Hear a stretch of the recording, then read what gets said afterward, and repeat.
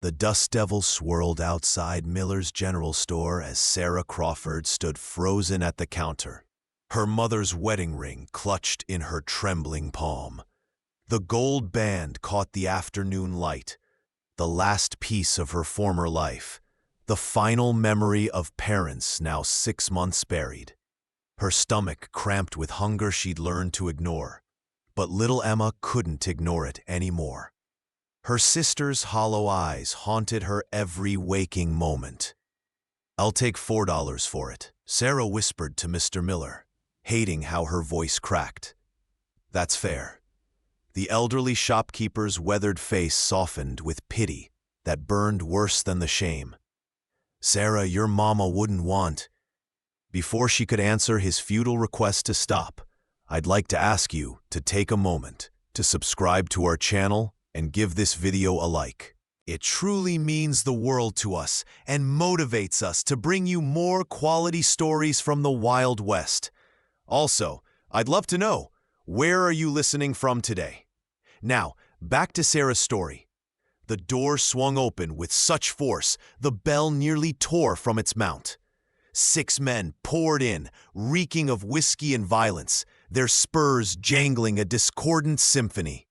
The leader, a bull of a man with a scar bisecting his left eyebrow, fixed his gaze on Sarah with recognition that made her blood freeze. Well, well, Crawford's daughter. Wade Hutchins smiled, revealing tobacco-stained teeth.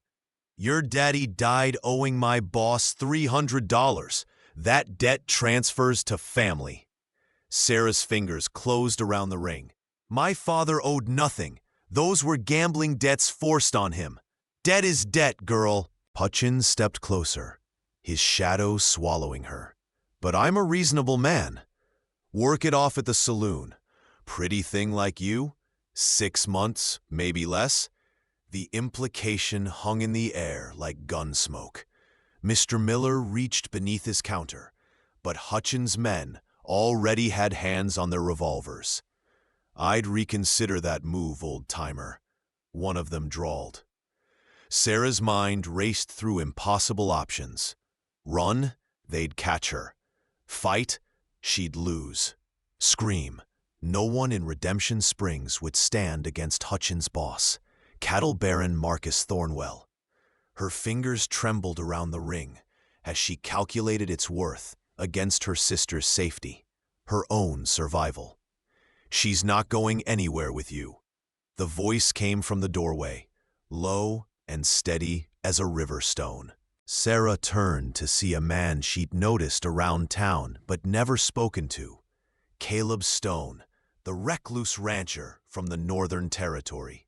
He stood 6'3" of coiled strength, broad shoulders filling the frame, his hat shadowing eyes the color of storm clouds.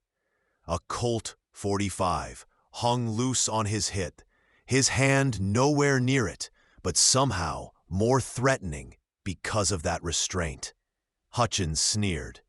"This ain't your concern, Stone." "Making it mine." Caleb stepped inside, his boots steady on the worn floorboards. "Miss Crawford, gather what you need. You're coming with me." "Now wait just a—" Hutchins reached for Sarah's arm. He never completed the motion.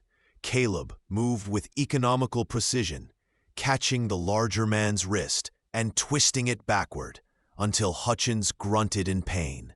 "Touch her, you lose the hand." The 5 other men went for their guns.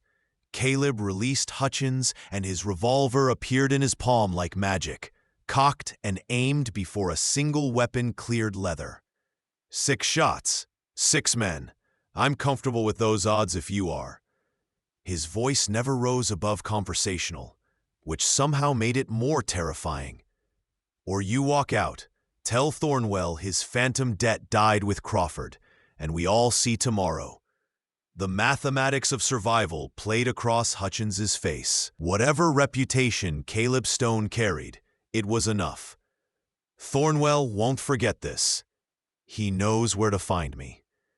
They left in a cloud of impotent fury and jingling spurs. The silence they abandoned was deafening.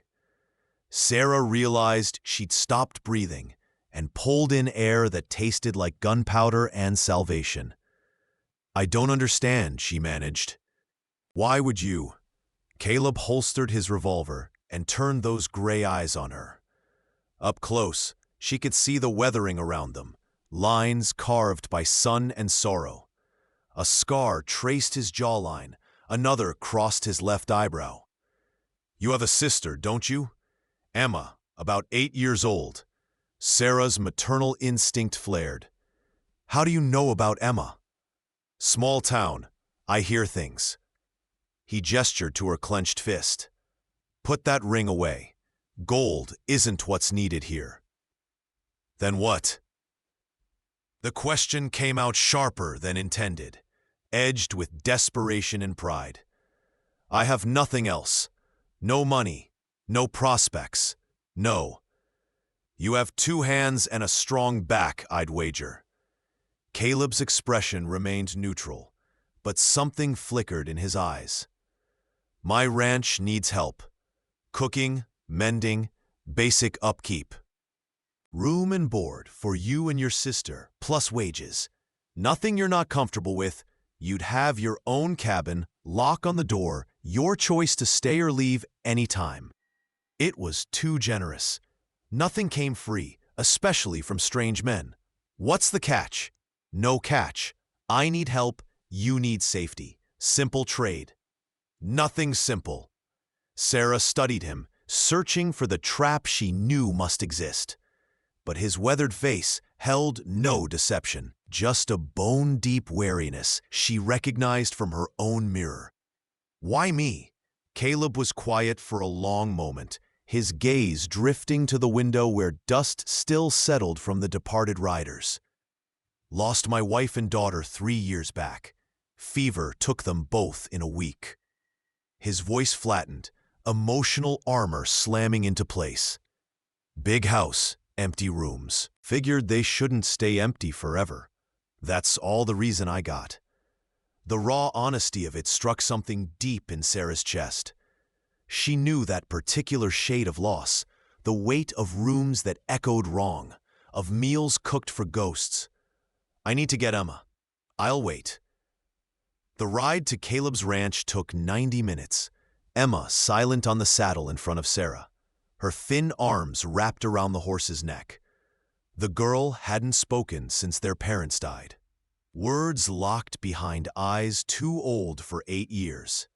Sarah ached with the helplessness of it.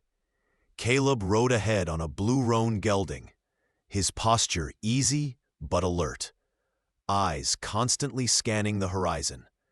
He'd tied their meager belongings, 2 carpet bags containing everything they owned, behind his saddle without comment on how little there was. The ranch appeared as the sun began its descent, painting the sky in shades of amber and rust. The main house stood 2 stories tall, built from local timber and river stone, solid and enduring. Outbuildings dotted the property: a barn, stable, chicken coop, smokehouse. Cattle grazed in distant pastures, and the sound of a creek whispered somewhere beyond the tree line. "Welcome to Stone Creek Ranch," Caleb said, dismounting with fluid grace. He reached up to help Sarah down, his hands careful on her waist, releasing her the moment her boots touched earth. "Your cabin's behind the main house. It's small but weather-tight. I'll show you after you settle the horses." "I don't know how," Sarah admitted, hating the confession of ignorance.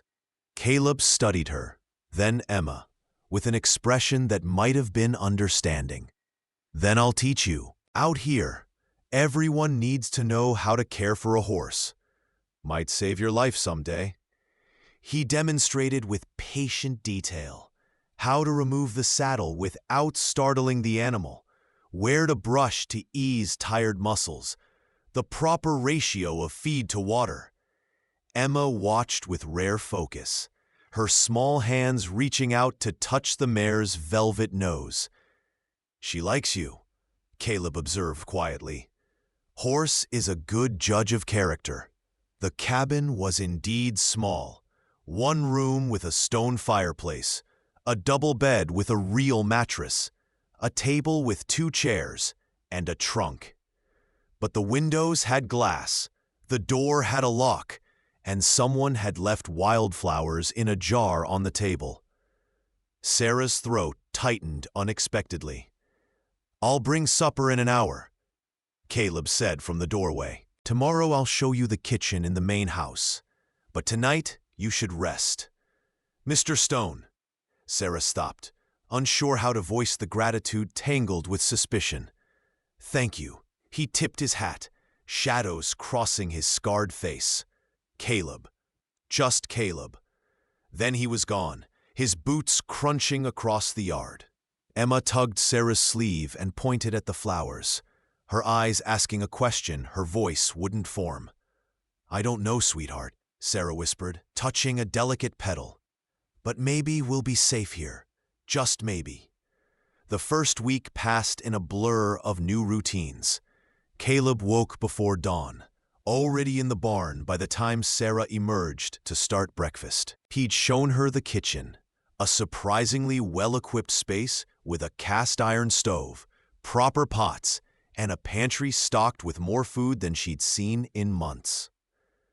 "Cook whatever you know," he'd said simply. "I'm not particular." So she made the things her mother taught her: biscuits and gravy, beef stew, roasted chicken with wild herbs. Caleb ate every meal with focused appreciation, often taking seconds, but he rarely spoke beyond necessary conversation. Emma sat beside him, still silent, but her eyes followed his movements with cautious curiosity. On the 3rd day, Caleb asked, "She speak before?" Sarah nodded, scrubbing a pot with more force than needed. "Before they died. Hasn't said a word since." Grief's got different faces. He pushed back from the table, pausing at the door. "My daughter was 7 when. She used to sing all the time. Drove me half crazy with it." A ghost of a smile touched his lips. "Haven't heard singing in 3 years. Place feels wrong without it." He left before Sarah could respond, but the shared wound hung between them, like a bridge neither had built intentionally. The work was hard, but honest. Sarah learned to gather eggs without getting pecked, to churn butter, to identify which herbs in Caleb's garden served which purpose. Her hands, soft from months of poverty and despair, toughened with calluses. Her body, hollow from hunger, began to fill with the strength that came from regular meals and physical labor. Caleb proved himself a patient teacher, never condescending, never impatient when she struggled. "You're learning faster than most," he observed one afternoon as she successfully saddled the mare on her first try. "Got a natural feel for it." "Or a strong motivator," Sarah replied, thinking of Emma's vulnerability, of Hutchins' threat still hanging over them. Caleb's expression hardened. "Thornwell won't move against you here. He knows it'd mean war. You can't fight an army alone." "Who says I'm alone?" He nodded toward the horizon, where 2 riders approached. "My hands'll be back from the cattle drive tomorrow. 4 good men who've been with me since I bought this land. Thornwell wants trouble. He'll get more than he bargained for." The riders materialized into a grizzled cowboy named Dutch and a younger man called Santos. They greeted Caleb with the easy familiarity of old friends, then removed their hats respectfully when introduced to Sarah and Emma. "Ma'am," Dutch said, his leathered face crinkling into a smile. "Mighty fine to have someone civilized around this place again. Caleb's cooking could wake the dead, and not in a good way." "That's because you have no appreciation for charcoal," Caleb deadpanned, earning a bark of laughter from Santos. The easy camaraderie startled Sarah. She'd expected a lonely ranch, a desperate man hidden motivations. Instead, she found something resembling a family, bound by loyalty and shared purpose rather than blood. That night, Emma emerged from their cabin and walked to where Caleb sat on the main house porch, maintaining his rifle. The girl stood at the bottom of the steps, her thin frame silhouetted in moonlight, and held up her doll, a battered thing with button eyes. Caleb set down his rifle slowly, as if approaching a spooked deer. "That's a fine doll. She got a name?" Emma's lips moved soundlessly. Sarah, watching from the cabin doorway, held her breath. "Grace," Emma whispered, so quiet it barely disturbed the air. "Her name is Grace." The word hung there, fragile and monumental. Caleb's throat worked visibly, his scarred hands gripping his knees. "That's a beautiful name. My daughter's name was Grace too." Emma studied him with those two old eyes, then climbed the steps and sat beside him, not touching, just existing in the same space. They remained there for an hour, silent together, while Sarah watched her sister begin the impossible work of healing. 3 weeks into their stay, trouble found them. Sarah was hanging laundry when she heard horses, too many, moving too fast. Her hands froze on the wet sheet as 8 riders crested the hill, Hutchins leading them, his scarred face twisted with purpose. Behind him rode Marcus Thornwell himself, a silver-haired man whose expensive suit looked obscene in the dusty landscape. "Stone!" Thornwell's voice carried the authority of someone used to being obeyed. "We need to talk about your new employees." Caleb emerged from the barn, Dutch and Santos flanking him, their hands resting on their gun belts. The other 2 ranch hands, brothers named Jack and Tom, appeared from the far pasture, rifles visible in their saddle scabbards. "Nothing to talk about," Caleb said, his tone conversational but his body coiled tight. "They work for me. That's the end of it. That girl's father died owing me money. She inherits that debt. Show me the contract." Thornwell's eyes narrowed. "It was a gentleman's agreement. Then, as a gentleman, you should know it died with him." Caleb stepped forward, and Sarah noticed how the other men tensed, reading violence in his posture. "But I'm not a gentleman, Thornwell. I'm a man protecting what's mine. You've got 10 seconds to turn those horses around before this gets unpleasant. You'd start a war over some widow's brat?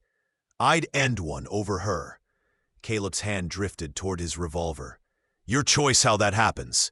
The standoff stretched like pulled wire, waiting to snap.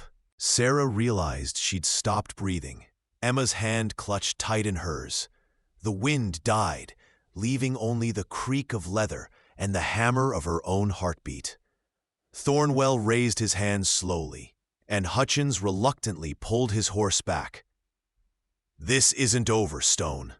It is unless you want it to be."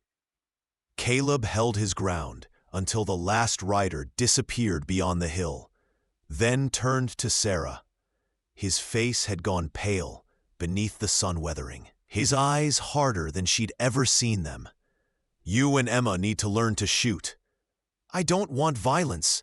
"Neither do I." He interrupted her, his voice rough. "But want doesn't matter when men like that exist.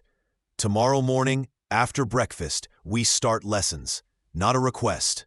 He strode past her toward the house, and Sarah saw what she hadn't before: the slight tremor in his hands, the rigid set of his shoulders.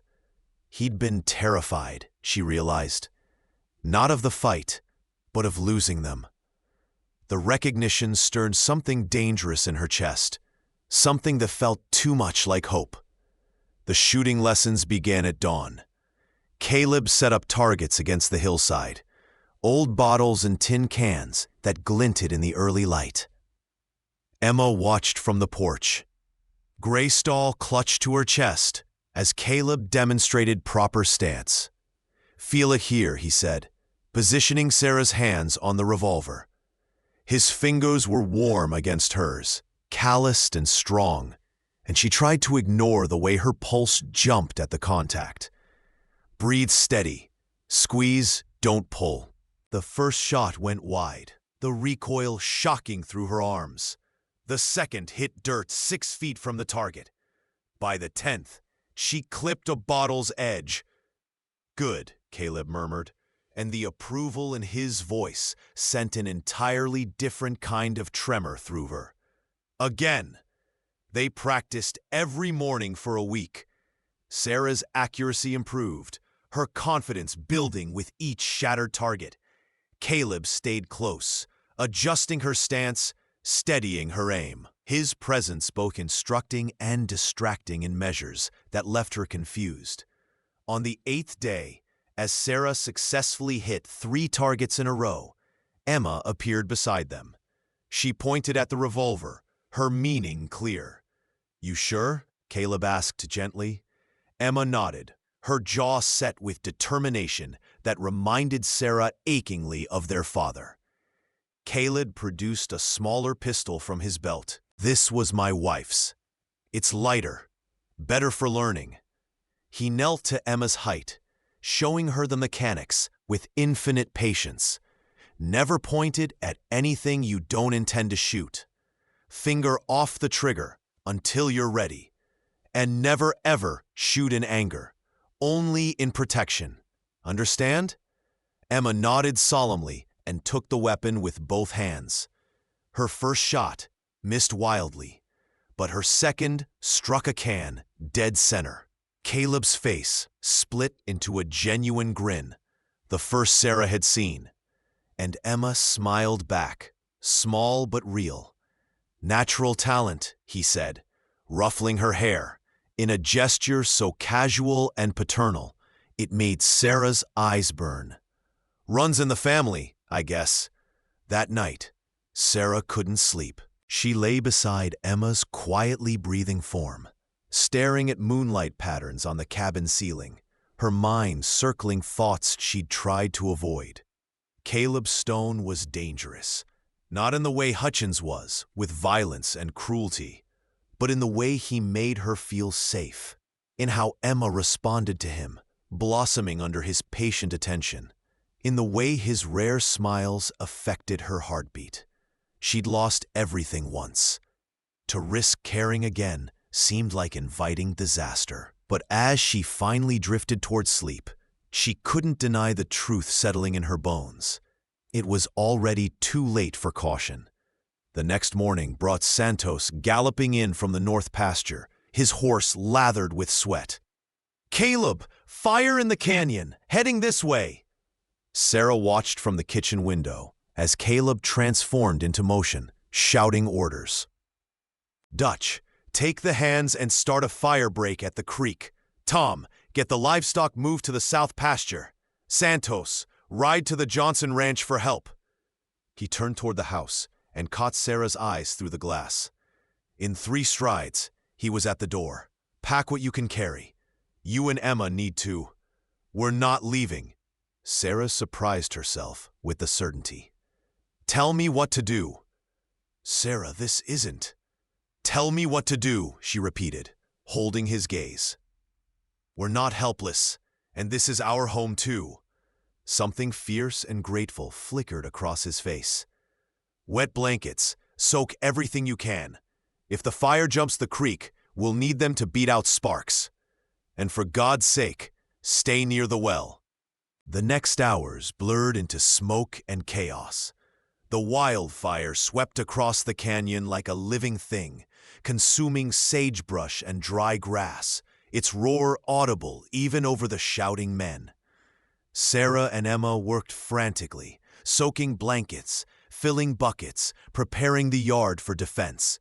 When the first sparks jumped the creek, Sarah grabbed a wet blanket and ran toward the barn, where flames licked hungrily at the wooden wall. She beat at them desperately, her lungs burning, her eyes streaming tears from the smoke. "Sarah, get back!" Caleb's voice, hoarse from shouting, preceded his arrival. He grabbed another blanket and joined her, their movements synchronized by necessity, extinguishing one flame, only to turn toward another. A support beam cracked with a sound like a rifle shot. Sarah looked up in time to see it falling, too fast to avoid.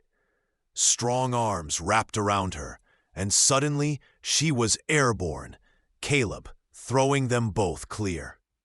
They hit the ground hard, his body cushioning her fall, just as the beam crashed down where she'd been standing.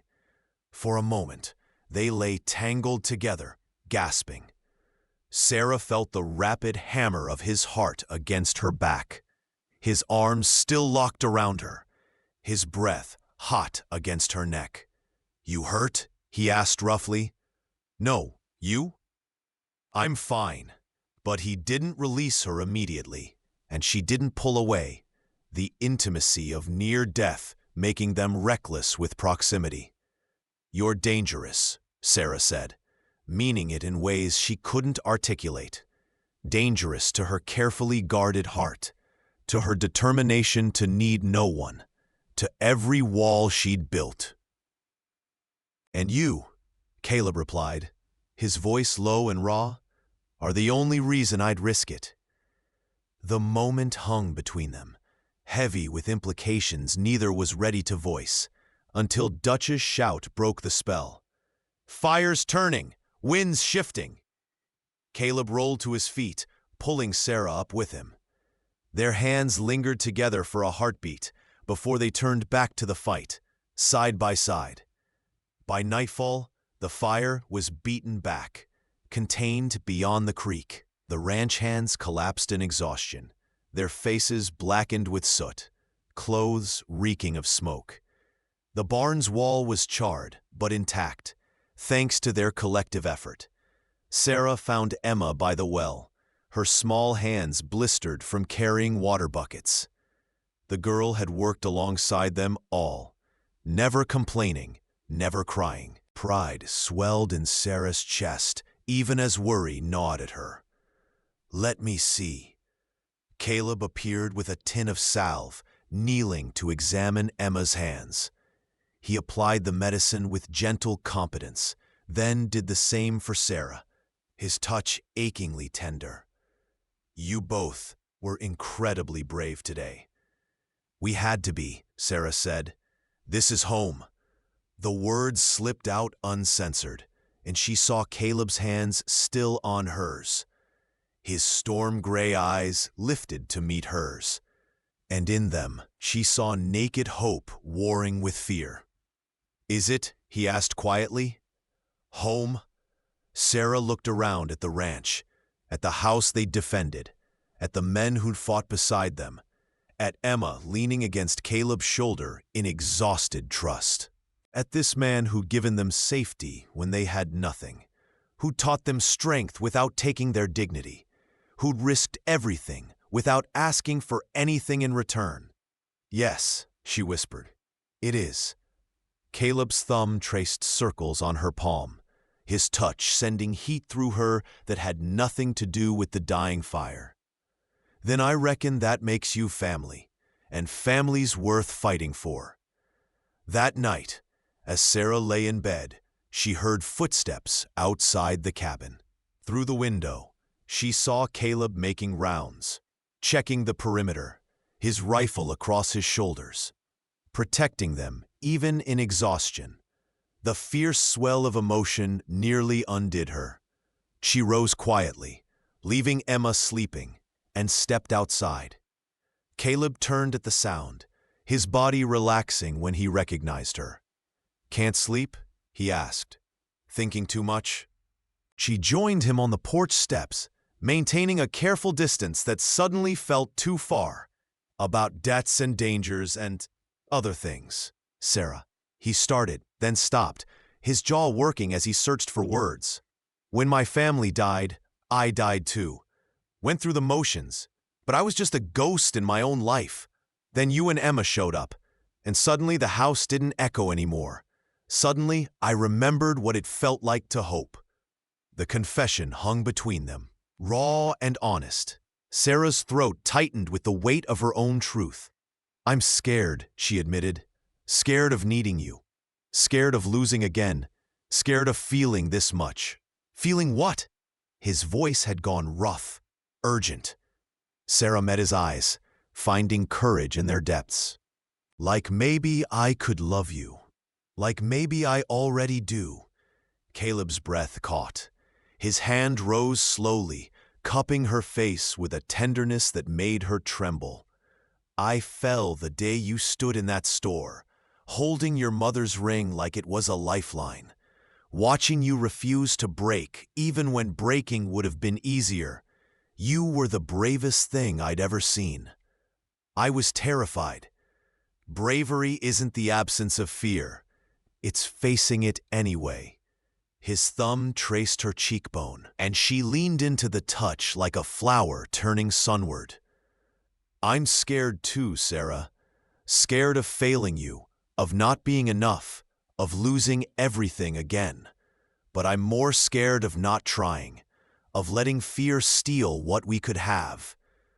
What could we have? Everything. The word was a promise and a prayer. A life, a family, a future where Emma sings again and you smile without remembering to. Where this ranch is ours, not just mine. Where I wake up every morning and thank God I went into town that day. Tears spilled over Sarah's cheeks, and Caleb caught them with gentle fingers. "I'm not whole," she whispered. "I'm damaged and scared and—" "You're perfect," he interrupted fiercely. "Every scar, every fear, every beautiful, stubborn, courageous piece of you. I don't need perfect. I need real. I need you." Sarah's hands fisted in his shirt, pulling him closer, erasing the distance that had been both protection and prison. "Then you have me. However broken, however scared, I'm yours if you want me." "I want you." His forehead pressed to hers, his breath mingling with hers in the space between them. "I want everything with you, forever, if you'll have me."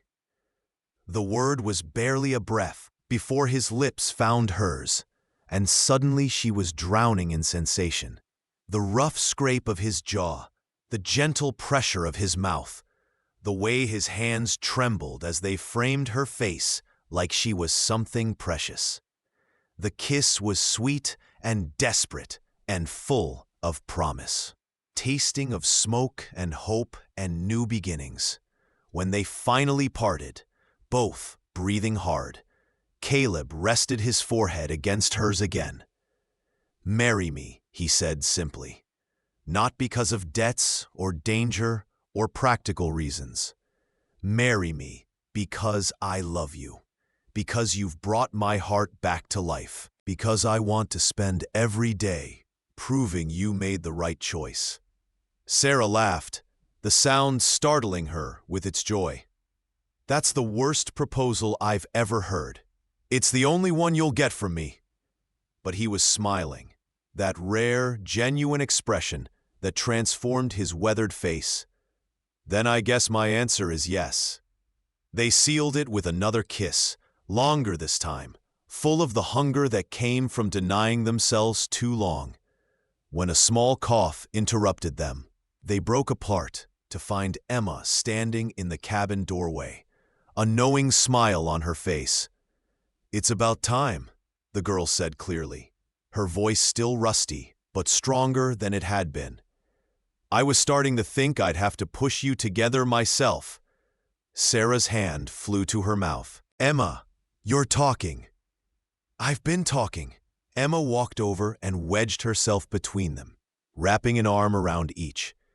"I just wasn't ready until now, but if we're going to be a family, I figured I should probably contribute to conversations." Caleb laughed, the sound rumbling from deep in his chest, and pulled them both close. "Smart girl, welcome back."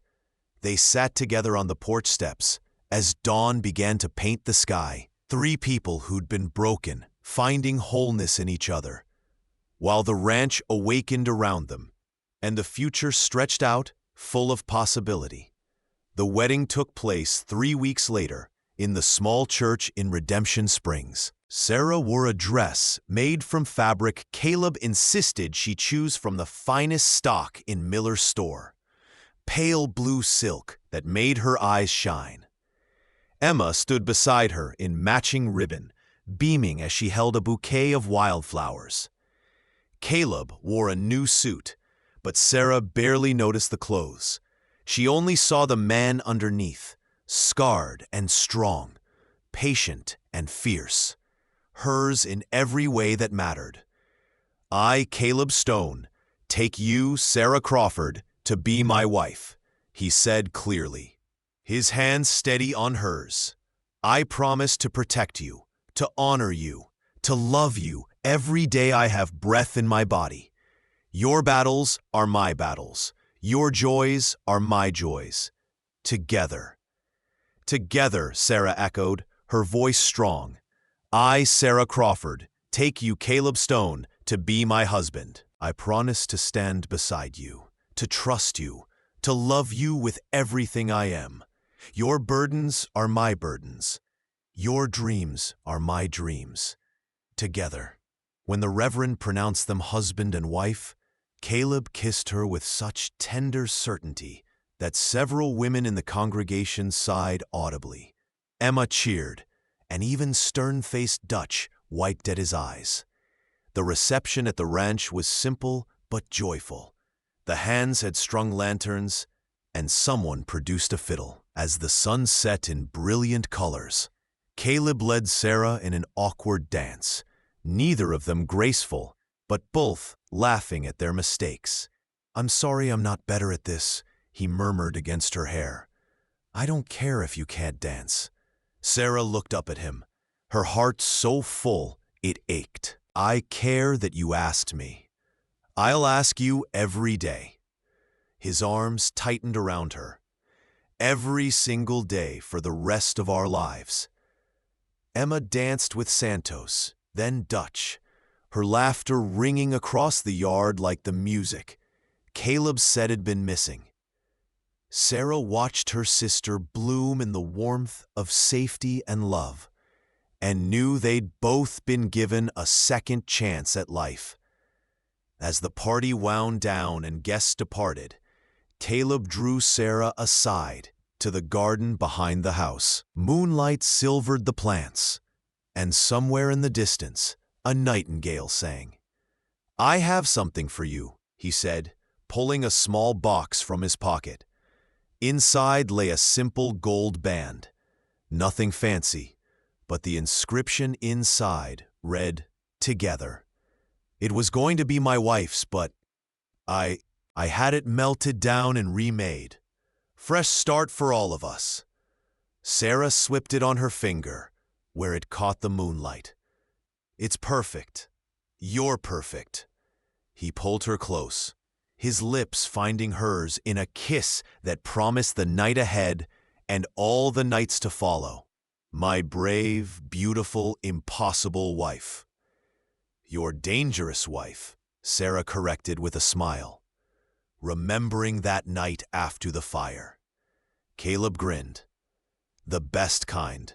They stood, wrapped together, in the garden of their home, surrounded by the life they'd built from courage and hope and love hard-won.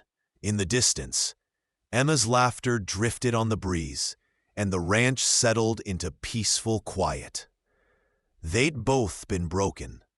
They'd both been lost. But they'd found each other in the dust and danger of the Wild West, and together they'd built something beautiful from the ashes of their pasts. Together, always together. 5 years passed like water over stone. Hard days and sweet ones. Winters that tested their resolve and summers that rewarded their work. The ranch prospered under their combined effort. Sarah's business sense complemented Caleb's practical knowledge, and together they expanded their holdings, hiring more hands, breeding finer horses. Emma grew tall and strong, her aim with a rifle now matching Caleb's. She helped train the horses, her gentle way with animals earning her a reputation throughout the territory.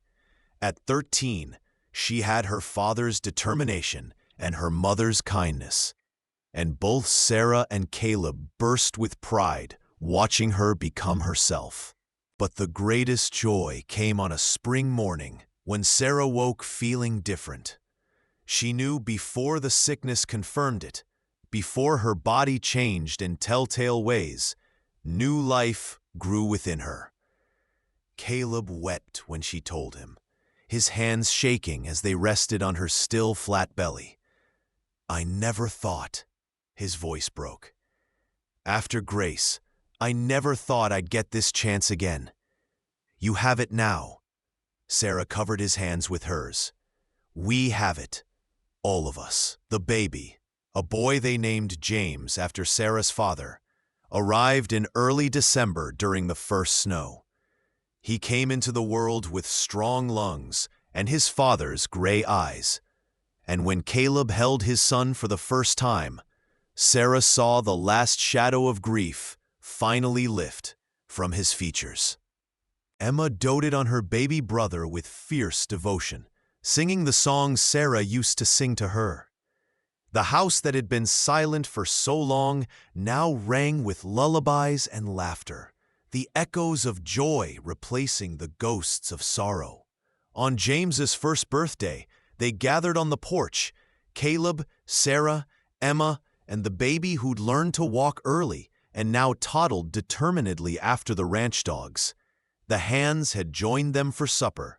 This family of blood and choice, bound by loyalty and love. As the sun set in familiar glory, painting the sky in amber and rose, Caleb pulled Sarah close. "Happy?" he asked, though he could surely see the answer in her face. Beyond measure. She leaned into his strength, watching their children play, feeling the solid reality of the life they'd built. "I never imagined I could have this." "Neither did I." His lips brushed her temple. "But you were brave enough to take my hand when I offered it. Brave enough to stay. Brave enough to love me. You made it easy." She turned in his arms, cupping his scarred face in her hands. "You gave me safety when I had nothing. You gave Emma her voice back. You gave us a home. You gave me a reason to come back to life." His arms tightened around her waist. "Every day I thank God you walked into that store. Every day I'm grateful you didn't give up." "Together," Sarah whispered, the word that had become their promise and their prayer.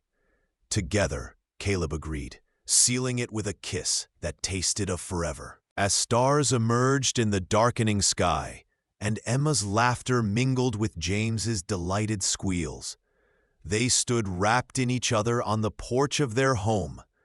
Two people who'd been dangerous only to each other's loneliness, who'd risked everything for love and won more than they dreamed possible.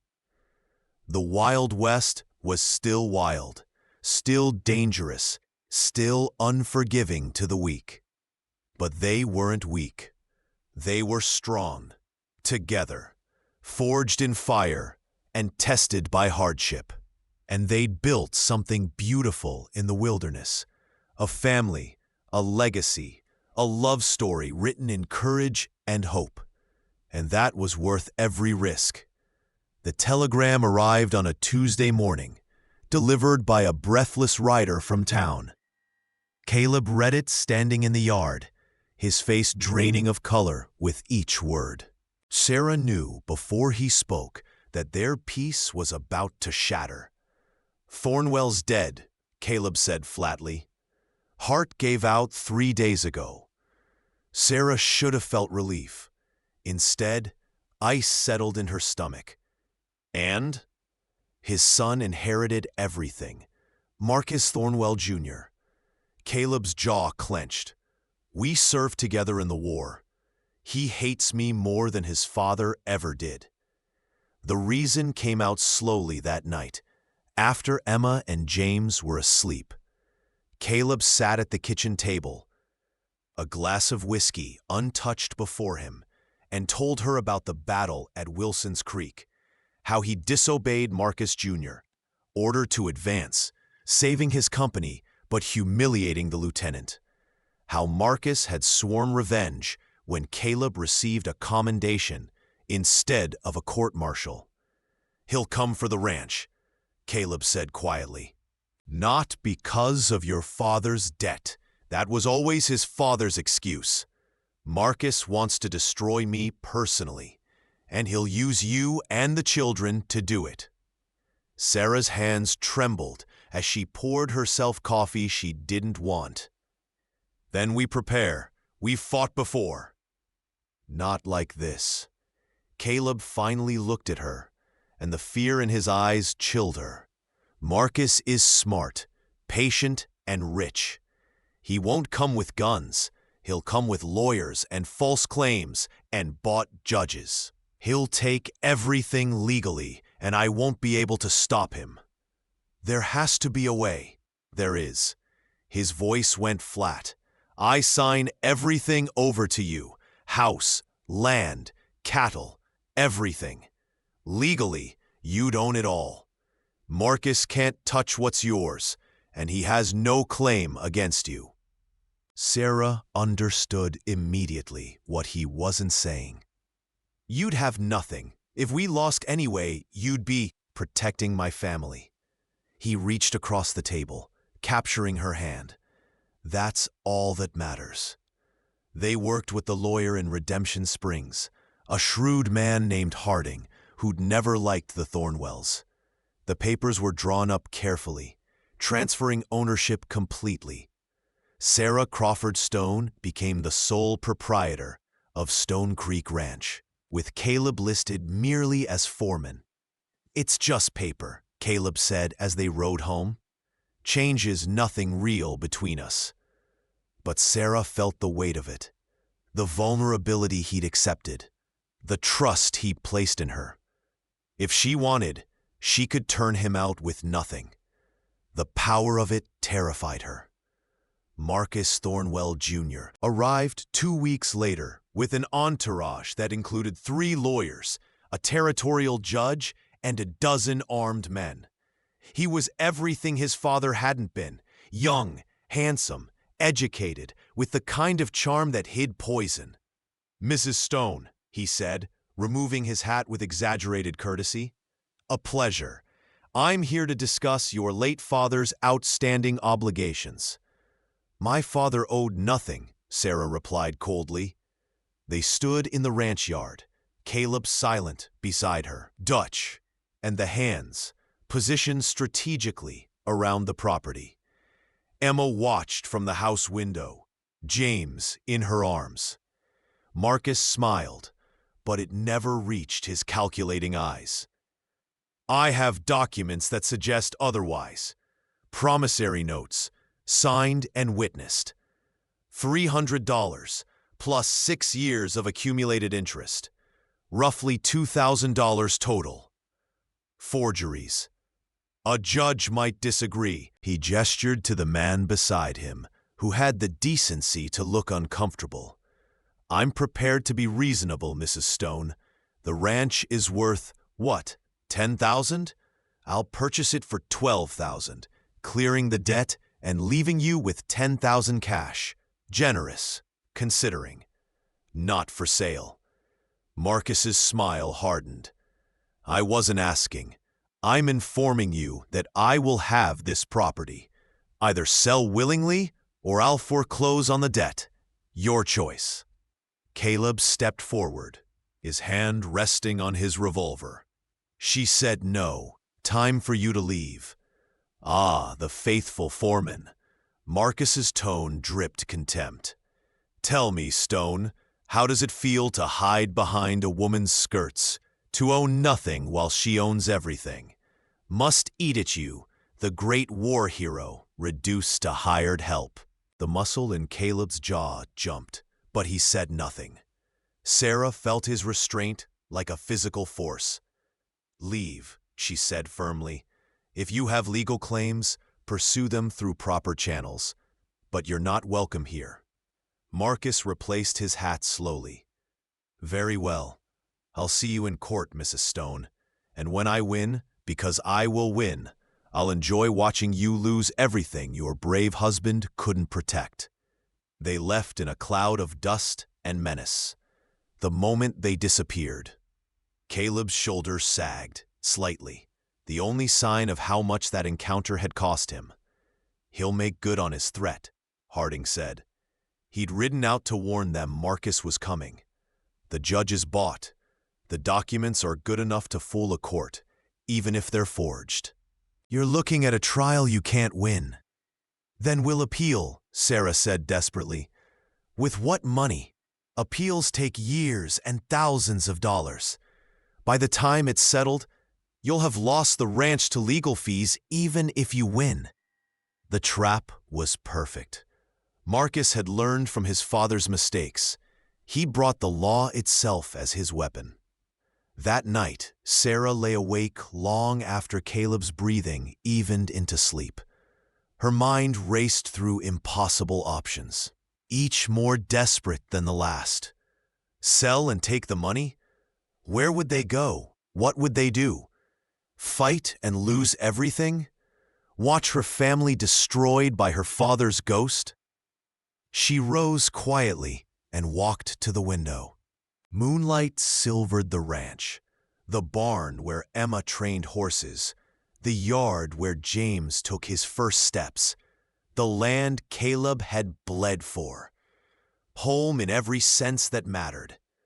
A memory surfaced, her mother's voice, tired but firm. Sometimes the bravest thing is knowing when to bend instead of break. An idea began to form, terrible and necessary.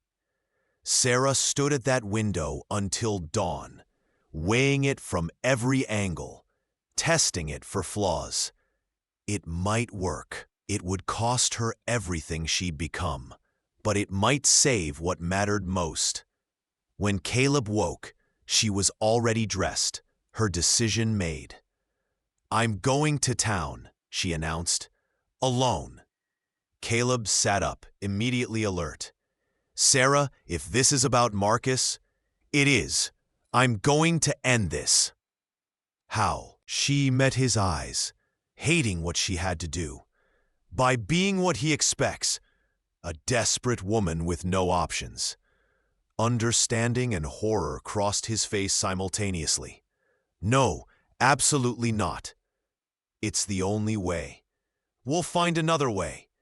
He was out of bed now, gripping her shoulders. "I won't let you sacrifice yourself for our family? For our home?" She covered his hands with hers. "This is my choice, Caleb. My fight. Trust me." "I do trust you. That's not the issue." "Then let me do this. Please." The ride to town felt longer than it was. Sarah wore her best dress, the blue silk from their wedding, and arranged her hair carefully. She needed to look vulnerable, desperate, feminine in all the ways men like Marcus expected and underestimated. She found him at the hotel restaurant, eating breakfast with his lawyers. He smiled when he saw her, victory already in his eyes. "Mrs. Stone, changed your mind? May we speak privately?" They moved to a corner table, away from curious ears. Sarah folded her hands in her lap, the picture of defeated womanhood, and hated every second of the performance. "I can't fight you in court," she said quietly. "You know I don't have the resources." "I do know that." Marcus leaned back, confident. "So you'll sell?" "I'll negotiate." She met his eyes, letting him see calculated surrender. "I keep the house and 10 acres around it. You take the rest, the grazing land, the cattle, the water rights. And you forgive the debt entirely." Marcus considered this, his mind visibly working through advantages. With the land and cattle, he'd control the territory. The house alone was worthless without the ranch to support it. "Why would I agree to that when I can take everything?" Because a trial creates attention. Newspapers love a story about a young widow fighting a wealthy landowner. Even if you win, the publicity damages your reputation. She paused, delivering the killing blow. And because I'm willing to provide something else, information about the other ranchers' plans to resist your expansion, names, strategies, everything Caleb knows. The betrayal tasted like ash in her mouth, even though it was theater. Caleb would understand. He had to. Marcus's eyes gleamed with interest. You'd betray your husband? He's my foreman, not my husband in any way that matters now. The lies came easier than expected, lubricated by desperation. The ranch is mine, my decision, and I'm choosing survival over sentiment. When would you provide this information? After the papers are signed and filed. Insurance for both of us. Marcus studied her for a long moment, and Sarah held her breath. If he suspected deception, everything would collapse. Very well, he said finally. I'll have the contracts drawn up. You sign over everything but the house and 10 acres. You provide the information I want. And this ends cleanly. Agreed. They shook hands, and Sarah felt dirty despite the necessity. She'd bought them time to find another solution, time for Caleb's connections to come through, time for something to break their way. She just hoped the cost wouldn't destroy them first. Caleb waited on the porch when she returned, his face carved from stone. She'd expected anger, maybe accusations. Instead, he just looked tired. Tell me, he said quietly. She explained everything, the negotiation, the false betrayal, the gamble she'd taken. When she finished, Caleb was silent for so long she feared she'd truly broken something between them. I bought us time, she said desperately. Time to find leverage to... You were brilliant, he interrupted, his voice rough with emotion. And terrifying, and I'm furious you took that risk alone. I had to. If you'd been there, Marcus would have suspected. I know. He pulled her into his arms, holding her so tight she could barely breathe. I know, and I hate that you're right. I hate that you had to do that. I hate that I can't protect you from this. We protect each other. She pulled back to look at him. That's what together means. Together, he agreed, but his eyes held shadows she'd never seen before. That night, Caleb rode out alone. He returned near dawn, his clothes smelling of smoke and whiskey, but he wouldn't say where he'd been. The next morning, Dutch mentioned casually that several of Marcus's men had been found unconscious in an alley, badly beaten but alive. Shame about that, Dutch said, his weathered face innocent. Must have gotten drunk and fought each other. Sarah looked at Caleb, who studied his coffee with sudden fascination. She should have been angry about the violence, the risk. Instead, she felt a fierce satisfaction that she wasn't alone in crossing lines to protect what mattered. The papers arrived 3 days later. Sarah read them carefully with Harding, who whistled low at the terms. He actually agreed to this? You must have been convincing. Desperation is convincing, Sarah replied. She signed where indicated, each stroke of the pen feeling like a small death. The ranch that Caleb had built, that they'd defended together, reduced to signatures on paper. Even knowing it was strategy, the loss ached. Marcus scheduled the information exchange for the following week at his new property, the ranch that had been theirs. The cruelty of the location wasn't lost on Sarah. Caleb insisted on accompanying her, along with Dutch and Tom. You're not going into that alone. He'll suspect something. I don't care. His tone left no room for argument. I've compromised enough. This I won't bend on. They rode out on a clear morning, Four riders heading toward an uncertain confrontation. Sarah had spent the week preparing, gathering real information mixed with enough false details to be worthless.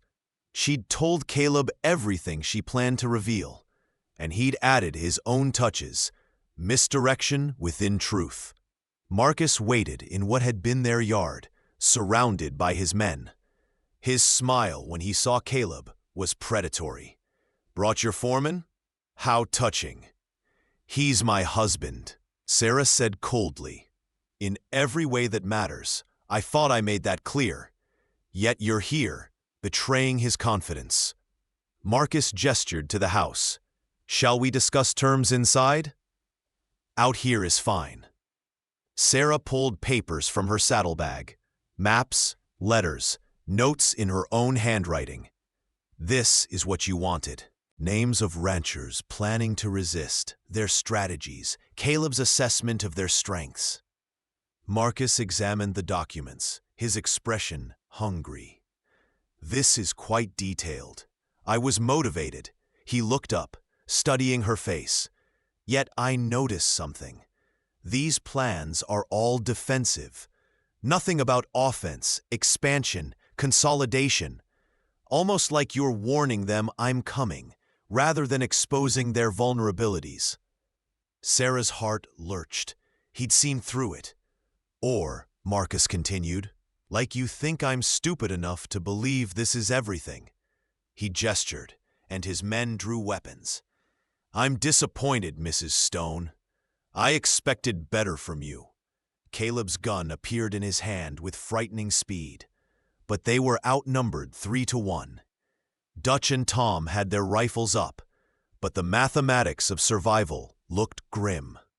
"You bring me to my own property to threaten me?" Sarah kept her voice steady, despite the fear flooding her veins. "You're already in breach of our contract." "A contract signed under fraudulent pretenses is void." Marcus's charm had evaporated, revealing the cruelty beneath. "I'll take the house, Mrs. Stone. I'll take everything, and you'll leave with nothing because you tried to cheat me." "Actually," a new voice said from behind them, "she won't." They turned to see Judge Hawthorne, the territorial judge, not the bought local one, riding up with a U.S. Marshal and a dozen armed men. Sarah's confusion must have shown because Caleb squeezed her hand. "I told you I rode out that night," he said quietly. "Called in some favors from the war. Turns out Marcus Jr. has been forging documents all across the territory. The Marshal's been investigating for months." Marcus's face went white. "You have no proof." "We have your forger," the Marshal said flatly, dismounting. "Sang like a bird once we offered him immunity. Marcus Thornwell Jr., you're under arrest for fraud, extortion, and conspiracy." The arrest happened quickly, Marcus's men surrendering without a fight once they realized they were outmaneuvered. Judge Hawthorne approached Sarah and Caleb, his craggy face serious. "Mrs. Stone, the contracts signed under duress are void. Your property is restored in full." He paused. "Your husband called in markers from men who owed him their lives. That kind of loyalty is rare. You chose well." After they left, Sarah and Caleb stood in the yard that was theirs again, watching the dust settle. Emma and James came running from the house where they'd been hidden, and the family collapsed together in relieved embrace. "You knew," Sarah said to Caleb later, when the children were asleep and they finally had privacy. "You knew the Marshal was coming." "I hoped. Wasn't certain until today." He pulled her close, his face buried in her hair. "But I couldn't tell you. If Marcus suspected, he'd have run. Had to let it play out." "So you let me think we were cornered? Let me make that deal, sign those papers. Let you be as brave as you've always been." He pulled back, cupping her face. "You bought us time when we had none. You faced him down knowing he might destroy us. That took more courage than any battle I ever fought." Sarah's anger drained away. leaving only exhaustion and relief. We're safe now? Truly? Truly. Marcus will spend years in prison. His assets are being seized, and Hawthorne made it clear, anyone who comes after us answers to the territorial court. They made love that night with desperate intensity, celebrating survival, reclaiming what had nearly been lost. Afterward, lying tangled in moonlight, Sarah traced the scars on Caleb's chest, reminders of battles past and survived. I was so scared, she admitted. Not of losing the ranch, of losing you, of this breaking us. Nothing breaks us. His arms tightened around her. We've proven that. Fire, violence, scheming enemies, we survive together. Together, she whispered, the word a talisman against darkness. Outside, the ranch slept peacefully. Theirs again, won not through violence, but through courage and loyalty and love that refused to surrender. They'd faced their greatest threat and emerged stronger, their bond forged harder in the crucible of near loss. And in the morning, when they woke to James's laughter and Emma's singing and the sun painting their land gold, they knew that together they could face anything the Wild West threw at them. Because some things were worth fighting for, and some loves were worth every risk, every sacrifice, every terrifying moment of trust. Theirs was one of them. 3 years passed in relative peace.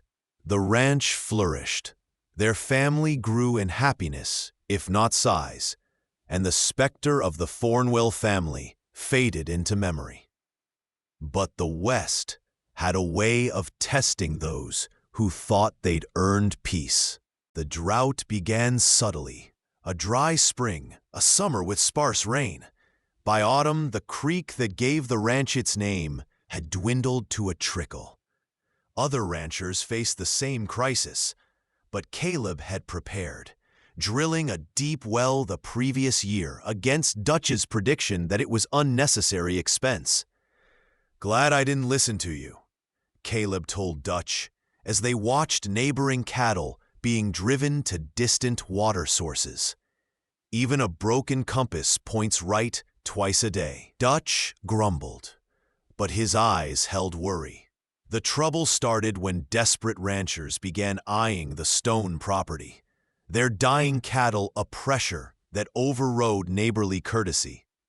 First came requests to use the well, which Caleb granted generously, asking only that they ration carefully. But desperation made men reckless. Sarah woke one night to shouting. She grabbed the rifle beside the bed, a habit she'd never lost, and ran outside to find Caleb and the hands, confronting a group of men attempting to drive 100 head of cattle onto their land. "My herd is dying," shouted Robert Jensen, a rancher they'd considered friendly. "Your well can save them." "And destroy our own stock in the process," Caleb replied, his voice firm but not hostile. "I've helped where I can, Robert, but you're asking me to sacrifice my family's survival for your cattle. I can't do that. So we just watch them die? You sell them before they're worthless. Take the loss and rebuild when the rains return." It was sound advice, but pride and panic made poor counselors. Jensen's men moved forward, and suddenly, weapons were drawn on both sides. Sarah's finger tensed on the trigger, her heart hammering as she calculated angles and outcomes. "You'll start a war over water," Jensen demanded. "You'll start one by stealing it," Caleb countered. "Back down, Robert. Don't make this worse." Emma appeared at Sarah's side, her own rifle ready, and Sarah felt a surge of fierce pride mixed with terror. At 16, her sister had become a woman, strong and capable, but still so young to face armed conflict. Emma, get back inside with James, Sarah ordered. No, Emma's voice was steady. This is my home too. I stand with family. The standoff stretched, tension pulling taut like wire ready to snap. Then a new voice cut through the night. Enough of this foolishness. Martha Jensen, Robert's wife, rode up on her mare, her face set with determination. Robert Jensen, you put that gun down right now. I didn't marry a thief, and I won't become a widow over stolen water. Martha, the Stones have been generous when they could have been greedy. They've held half the territory through this drought, and you repay them by bringing guns to their home? She turned to Caleb. I apologize. We can't keep living like this, she said, settling beside him. Every desperate rancher in the territory will eventually come calling. I know. His jaw was tight. But what choice do we have? Let them drain our well until we're in the same boat? There has to be another way. They sat in silence, each wrestling with impossible mathematics. How to be generous without becoming victims of that generosity. The answer came from an unexpected source. Emma appeared, still dressed despite the late hour. I have an idea. What if we formed a water cooperative? Both parents turned to her, surprised. Emma continued, her words tumbling out with the excitement of inspiration. Everyone contributes, labor, money, whatever they can. We dig more wells, create a shared system. That way no one person bears the whole burden and no one has to steal. Sarah looked at Caleb, seeing her own thoughts reflected in his eyes. That's actually brilliant. It'll take organization, Caleb said slowly, his mind clearly working through logistics, and cooperation from ranchers who are used to being independent. Then we convince them. Emma's chin lifted stubbornly. Show them it's either work together or watch everything die separately. Over the next weeks, they rode to every ranch in the territory, presenting Emma's plan. Some ranchers agreed immediately, seeing the logic. Others resisted, suspicious of anything that required sharing control. But slowly, as the drought continued and more cattle died, opposition crumbled before necessity. The work began in early winter, teams of men digging wells, laying pipe, creating a network that would serve everyone. Sarah managed the finances and logistics, her organizational skills proving invaluable. Emma worked alongside the men, her knowledge of the land helping identify optimal well locations. James, now 7 and tall for his age, carried water and tools, desperate to contribute. Caleb coordinated everything, his war experience in managing men and resources making him the natural leader. He pushed them hard, but fairly, understanding that speed mattered as much as quality. Every day without water was another day of dying livestock and desperate families. The physical labor was brutal. Men worked from dawn to dusk, hands blistering, muscles screaming. Sarah watched Caleb come home each night exhausted, collapsing into bed without even eating sometimes. She worried about his health, about pushing too hard, but she understood the same drive that pushed him. Survival depended on completion. 2 months into the project, tragedy struck. A well collapsed during digging, trapping 3 men below. Caleb organized the rescue, descending into the unstable shaft himself despite Sarah's terrified protests. I won't ask men to risk what I won't, he told her, tying the safety rope around his waist. Sarah watched, heart in her throat, as he disappeared into darkness. Minutes stretched into eternity. Emma gripped her hand so tight it hurt, both of them barely breathing. Finally, movement below. One man came up, injured but alive. Then another. Then silence that extended too long. "Caleb!" Sarah screamed down the shaft, terror overwhelming control. "We're here!" His voice echoed up, strained but strong. "Rope's caught. Need more slack." They adjusted. And finally, Caleb emerged with the third man, unconscious, in his arms. Both were covered in dirt and blood, but alive. The rescued man, young Tom Harris from the neighboring ranch, had a broken leg and possible internal injuries. Sarah threw her arms around Caleb, not caring who saw, not caring about anything except his solidity and warmth and living presence. "Don't you ever do that again," she whispered fiercely. Can't promise that. But he held her just as tightly, his face buried in her hair. "You know I can't." She did know. It was part of who he was. The man who couldn't stand by while others suffered, who led from the front, who protected even at personal cost. It was why she loved him, and why loving him sometimes hurt with the constant fear of loss. Tom Harris recovered, and the project continued with renewed urgency and improved safety measures. By late spring, as the first rains finally began to fall, the cooperative was operational. 7 wells connected by pipeline, serving 18 ranches. It wasn't perfect, and disputes arose about usage and maintenance, but it worked. The territory survived the drought. Some ranchers lost heavily, but none were destroyed entirely. And when the rains returned in earnest, flooding the creek and replenishing the aquifers, they'd built something that would serve for generations. At the celebration gathering, a feast where every ranch contributed, the territorial governor himself arrived to recognize their achievement. He singled out Emma, whose idea had sparked the solution. "Miss Stone," he said formally, "your ingenuity saved this territory. Have you considered what you'll do with such talents?"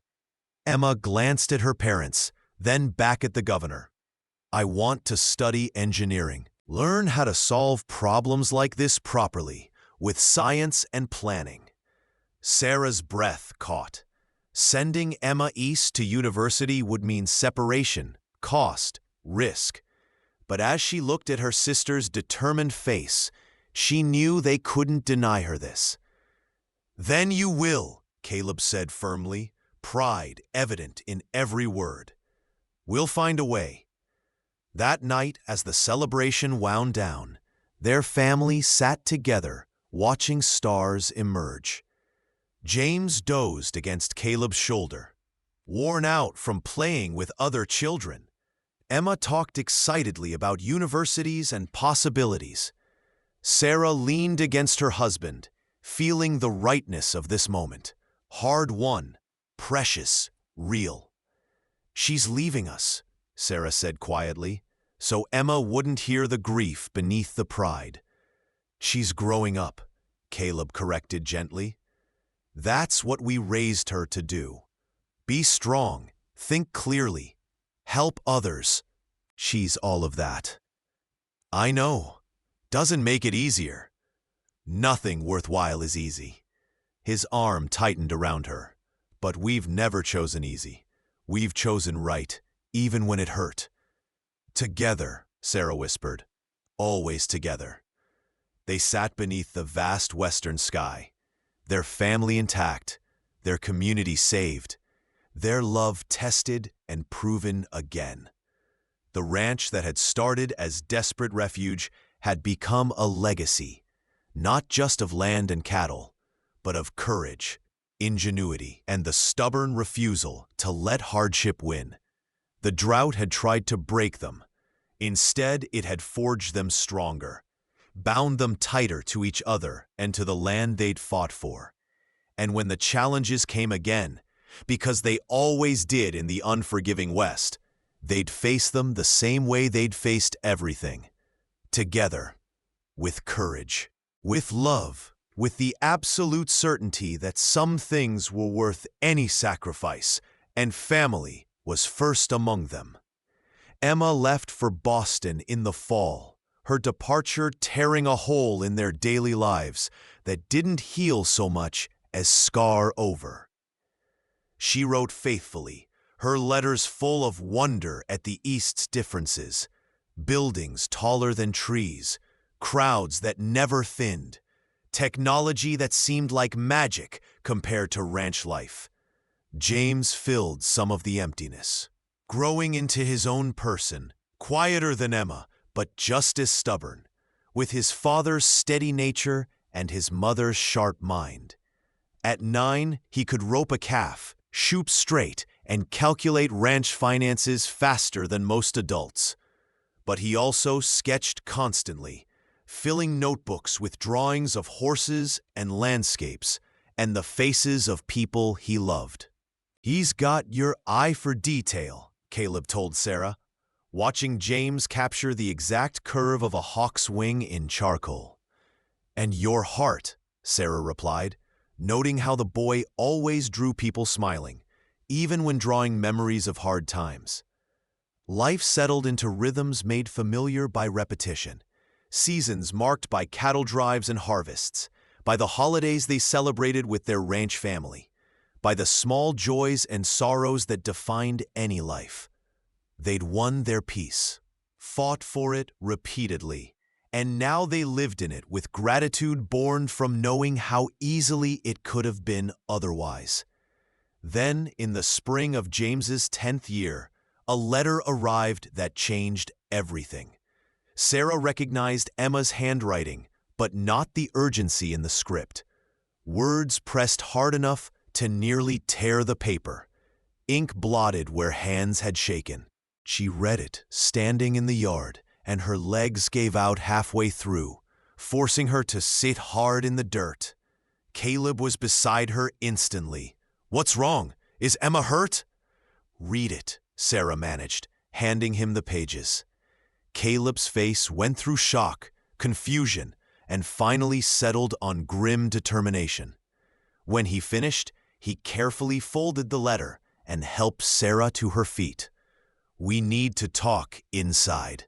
They sent James to help Dutch with the horses and shut themselves in the kitchen. Caleb read the letter again, slowly, as if hoping the words would change. "She's been kidnapped," he said flatly. "Held for ransom by someone who knows about the ranch, about our finances. They want $20,000, everything we have and more." Sarah felt the familiar ice of crisis settle into her bones, the survival instinct that had kept her alive through poverty and violence and drought. What else does she say? That they're treating her well for now, that she's unharmed but frightened. His hands trembled slightly, the only sign of the fear beneath his controlled exterior. "That we have 2 weeks to deliver the money to Boston, or they'll—" He couldn't finish the sentence. "Then we go to Boston." Sarah's voice came out steadier than she felt. "We get our daughter back. With what money? Even if we sold everything, we couldn't raise $20,000 in 2 weeks. Then we borrow. The other ranchers, we saved them during the drought. They owe us."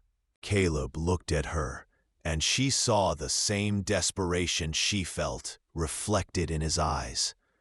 They'd survived so much, overcome impossible odds repeatedly. But this felt different. Their daughter's life hanging on mathematics they couldn't solve. "We'll find a way," Sarah said fiercely. "We always find a way." They worked frantically over the next 3 days, calling in every favor, every debt, every connection they had. The ranchers responded with surprising generosity.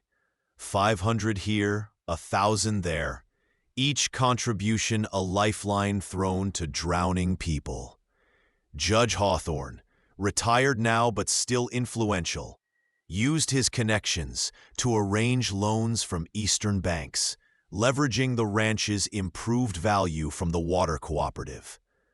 Dutch volunteered his life savings without hesitation. That girl's as much mine as if I'd raised her myself. Take it. Santos and the other hands pooled their wages. Martha Jensen arrived with money from every woman in the territory, collected through a network of determination and shared motherhood. "We take care of our own," she said simply, pressing the pouch into Sarah's hands. By the end of the week, they had $18,000. Close, but not enough. "We'll take what we have," Caleb decided. "We'll negotiate, make up the difference somehow. We leave tomorrow." That night, unable to sleep, Sarah found James in the barn, sitting with his sketchbook. His drawing showed Emma's face, perfectly captured, her determined expression, the slight smile that never quite left her eyes, the way her hair caught light. "She'll come home," James said without looking up. "She's too stubborn not to." Sarah's throat tightened. "You're right. She is." "Then you and Pa will bring her back. You always fix things." He finally looked up, and his eyes, Caleb's eyes, held complete faith. "That's what you do." That simple confidence should have been comforting. Instead, it terrified Sarah. What if this was the one thing they couldn't fix? What if their luck had finally run out? But she couldn't say that to her son. So she hugged him tightly and lied with her whole heart. "Of course we will. Everything will be fine." The journey east took 5 days by train, each mile stretching Sarah's nerves tighter. Caleb sat rigid beside her, his hands clenched on his knees, staring at passing landscape without seeing it. They barely spoke, each lost in private fears, too terrible to voice. Boston, overwhelmed with its noise and crowds and the sheer impossibility of finding one person in such chaos. But the kidnapper's instructions were specific. "Bring the money to an abandoned warehouse on the docks at midnight. Come alone, no police, or Emma would die." "It's a trap," Caleb said flatly, as they stood in their hotel room, staring at the address. "They'll take the money and kill us both. Emma too, probably." "Then what do we do?" He turned to her, and for the first time since she'd known him, Sarah saw defeat in Caleb's eyes. "I don't know. For the first time, I genuinely don't know." Sarah felt her world tilting. Caleb always knew. He always had a plan, a solution, a way forward. His uncertainty terrified her more than any threat. She crossed to him, taking his face in her hands and forcing him to look at her. "Then we do what we've always done. We improvise. We fight. We don't give up until Emma's safe or we're dead trying." "Sarah, no!" She interrupted him fiercely. "We've survived too much to surrender now. We're going to that warehouse. We're getting our daughter. And we're coming home together. All of us. Understand?" Something rekindled in his eyes. Not hope exactly, but determination. He pulled her close, holding her like she was an anchor in a storm. "Together," he whispered into her hair. "Together," she confirmed, and felt his arms tighten around her in response. They had 1 day to prepare. Caleb spent it studying maps of the warehouse district, planning approaches and escapes. Sarah purchased a small pistol, easier to conceal than a rifle, and practiced loading it until the motion was automatic. That night, they dressed in dark clothes and hired a carriage to take them to the docks. The driver wanted to wait, but Caleb paid him extra to leave, not wanting witnesses or complications. The warehouse loomed against the night sky, its broken windows like empty eye sockets, the smell of rot and brine heavy in the air. They approached carefully, Caleb's gun drawn, Sarah's hand on her concealed pistol. "Mr. and Mrs. Stone." The voice came from shadows, cultured and amused. "How punctual." A figure emerged, a well-dressed man in his 30s, handsome in a cold way, flanked by two larger men with obvious weapons. Behind them, bound to a chair but visibly alive, sat Emma. Sarah started forward, but Caleb's hand stopped her. "Let her go," Caleb said, his voice deadly calm. "We have your money." "Show me." Caleb opened the bag, revealing stacks of bills. The man's eyes gleamed with greed. "Count it." "Let me see my daughter first, verify she's unharmed." The man considered, then nodded. One of his thugs brought Emma forward, still bound, but walking. She had a bruise on her cheek, her clothes were dirty, but her eyes blazed with fury, rather than fear. "I'm sorry," Emma said, her voice raw. "I tried to fight." "Hush now," Sarah interrupted gently. "You're going to be fine." Touching, the kidnapper's voice dripped mockery. "Now, the money. All of it." "It's 18,000, Caleb admitted. "We couldn't raise the full amount in time. But I can get the rest. Give me another week." "Not our agreement." The man's smile vanished. "Full amount or she dies. Simple mathematics." "Please," Sarah heard herself say, hating the begging in her voice. "She's just a girl. Take what we have. We'll get you more." "I don't think you understand." The kidnapper stepped closer, and Sarah smelled expensive cologne and contempt. "This isn't about money, Mrs. Stone. It's about teaching a lesson." "What lesson?" Caleb's voice had gone very quiet, very dangerous. "That the West doesn't belong in the East. That ranch trash who think they can send their children to our universities need to know their place." His smile returned, vicious. "Emma Stone embarrassed my nephew in engineering class, made him look foolish with her backwater ingenuity. He asked me to remind her that her kind isn't welcome here." Understanding crashed over Sarah like a wave. This wasn't about money at all. It was about pride and prejudice and the old hatred of those who challenged social order. "So we give you everything we have," Caleb said slowly, "and you kill us anyway. I appreciate that you're not stupid." The kidnapper gestured to his men. "Take the money. Kill all three of them. Make it look like robbery." The thugs moved forward. Time seemed to slow. Sarah saw Caleb's hand moving toward his gun, saw Emma struggling against her bonds, saw death approaching in the form of two armed men who killed for money and entertainment. Then Emma screamed, not in fear, but in fury, and threw herself backward, chair and all, into the kidnapper. He stumbled, cursing, and in that moment of chaos, Sarah and Caleb moved. Sarah's pistol appeared in her hand, firing twice at the nearest thug. She'd aimed for his leg, wanting to disable, not kill, but one shot went high, catching him in the shoulder. He went down screaming. Caleb's Colt barked 3 times in rapid succession. The second thug collapsed, his weapon falling unfired. The kidnapper reached for his own gun, but Caleb was faster, putting a bullet through his hand. Then police whistles shrieked in the night, and suddenly the warehouse was flooding with officers.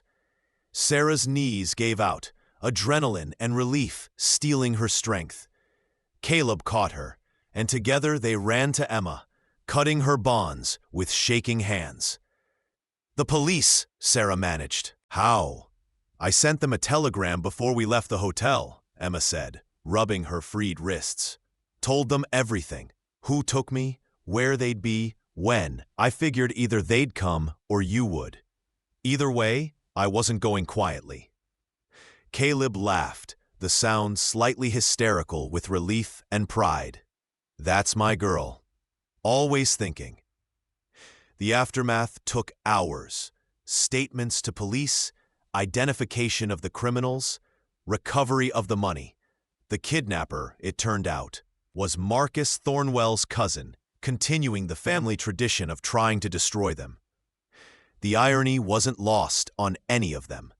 By dawn, they were free to leave, the money returned, the criminals arrested. They stumbled back to their hotel in exhausted silence, collapsed together on the bed, Caleb, Sarah, and Emma, and slept for 12 hours straight, tangled together in unconscious affirmation of survival. When they finally woke, Emma spoke first. "I'm not going back to university. Not here anyway." "Like hell you're not," Caleb said firmly. "We didn't almost die so you could give up." "I'm not giving up. I'm choosing differently." Emma sat up, her jaw set with familiar stubbornness. "There are schools out west. Smaller, maybe not as prestigious, but they're there. And I belong there, with people who don't think I'm less because of where I'm from." Sarah looked at Caleb, seeing her own relief mirrored in his face. They'd both been dreading saying goodbye to Emma again, sending her back into danger they couldn't protect against.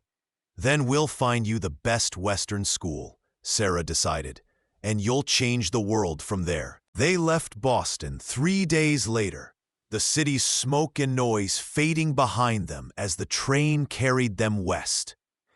With each mile, Sarah felt something unknot in her chest. The tension of being somewhere alien, somewhere dangerous, somewhere that had tried to destroy them. When they finally crossed into their territory, when they saw the familiar landscape of home spreading before them, all three of them relaxed visibly.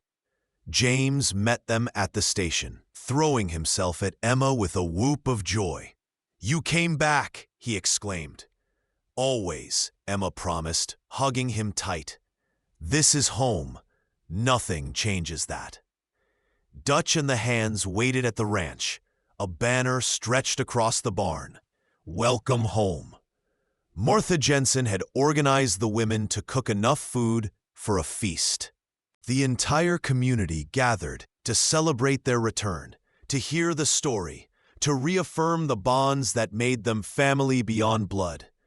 That night, after the celebration ended and the house finally quieted, Sarah and Caleb stood on their porch, watching the stars emerge in the vast western sky. They'd come so close to losing everything again, but they'd survived again. Together, always together. "Do you ever wish for a simpler life?" Sarah asked quietly. "One without constant threat?" No. Caleb's answer was immediate and certain. "Because a simpler life wouldn't have you, wouldn't have our children, wouldn't have this." He gestured at the ranch, the land, the life they'd built from courage and stubbornness and love. "I'd face 1,000 threats for this. I'd risk everything, every day, to keep what we have." Sarah leaned against him, feeling the solid strength that had anchored her through every storm.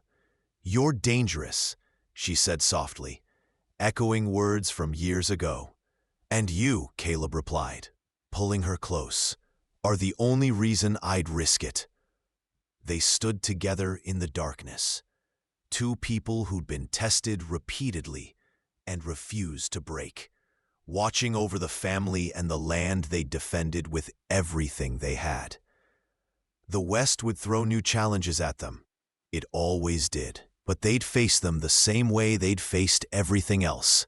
Together, with courage, with love, with the absolute certainty that some things were worth fighting for, worth bleeding for, worth risking everything to protect. And this, their family, their home, their life, was worth it all. Thank you so much for listening to this story. I'd love to know where you're enjoying this tale from. Are you listening at home, during your commute, or perhaps while working? Please subscribe to the From Wild West channel and share your thoughts in the comments below. What did you think of Sarah, Caleb, and Emma's journey? Your feedback means the world to us.